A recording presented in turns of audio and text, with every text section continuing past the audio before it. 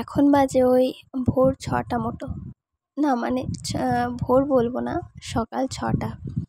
আর সকাল 6টা যে বাজছে সেটা তোমরা দেখে বুঝতে পারছো? মানে এতটা রোদ উঠে গেছে বর্ষাকালে, আমি নিজেই বুঝতে পারিনি আসলে এরকমভাবে সকাল 6টার মধ্যে কোনো দিনও ওঠা হয় না।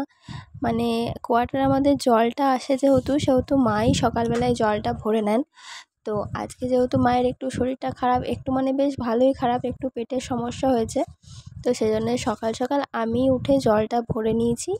আর আকাশটা খুব সুন্দর হয়েছিল, সেই জন্য তোমাদেরকে দেখিয়ে দিলাম যে এই হচ্ছে সকাল 6টার দৃশ্য।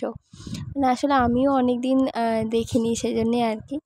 তো ডেলিকার রুটিনের কাজ তো আমার এগুলো সবই থাকে, শুধু জল ধরাটা বাদ দিয়ে।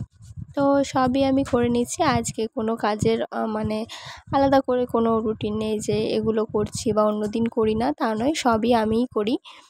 আর মা যেহেতু সকালবেলায় জলটা ধরেন, সেই জন্য আমি আর উঠি না। মানে কি বলতো, রাত্রে শুতে শুতে অনেকটাই লেট হয়ে যায়, তারপরে ছেলেটা থাকে সারা রাত, তো সেরকমভাবে ঘুমটা হয় না, তাই আমার ওই সকালবেলায় আর চোখটা খোলে না। মানে ওই 5টা-6টার সময় আমি বুঝতেই পারি না যে কখন জলটা আসে।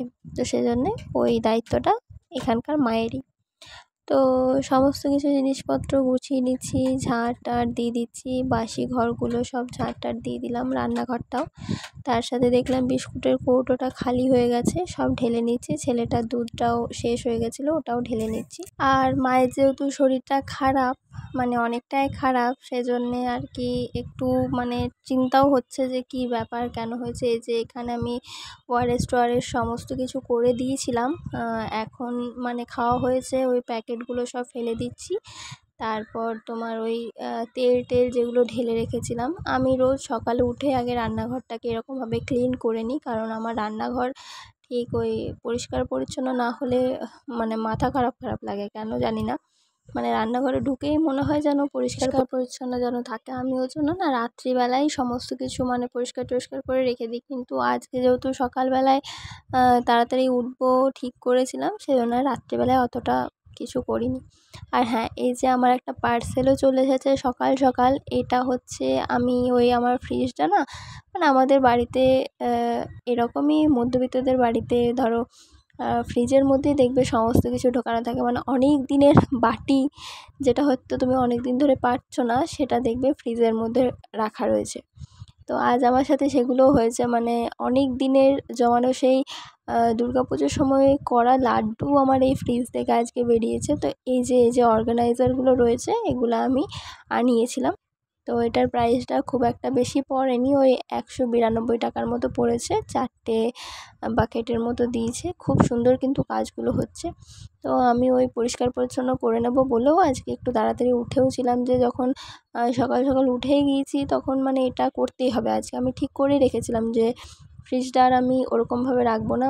সমস্ত কিছু জিনিস আমার ফ্রিজের মধ্যে রাখা ছিল, দেখো কত অগোছালো করে, তোমরা বুঝতেই পারছো যে কেমন করে রাখা ছিল। আমার ফ্রিজের ভেতর থেকে আবার আমার একটা ক্রিম বেরিয়েছে, তার সাথে একটা টাটকা মধুটা আবার জমে গেছে।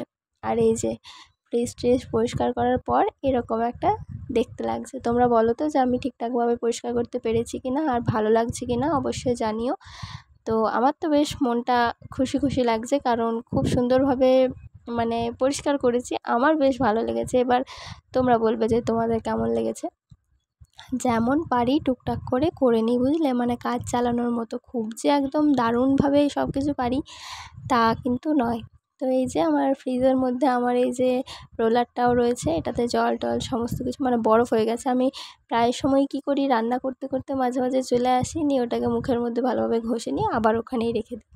আর জলটাকে কিন্তু আমি ডেলিই চেঞ্জ করি। আর আজকে একটু লাউয়ের তরকারি করব, সেজন্য কাটাকুটিগুলো করতে শুরু করে দিয়েছিলাম। আর ফ্রিজের মধ্যে যা সবজি ছিল সব বের করে রেখে দিয়েছি।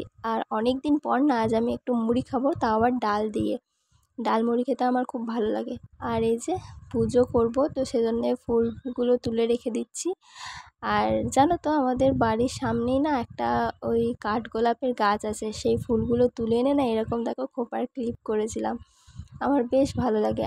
আর আমাদের বাড়িতে অনেকগুলো এরকম চারা গাছ রয়েছে, এগুলো আজকে আমি একটু বাপের বাড়ি যাব, তো ওখানে লাগিয়ে দেবো।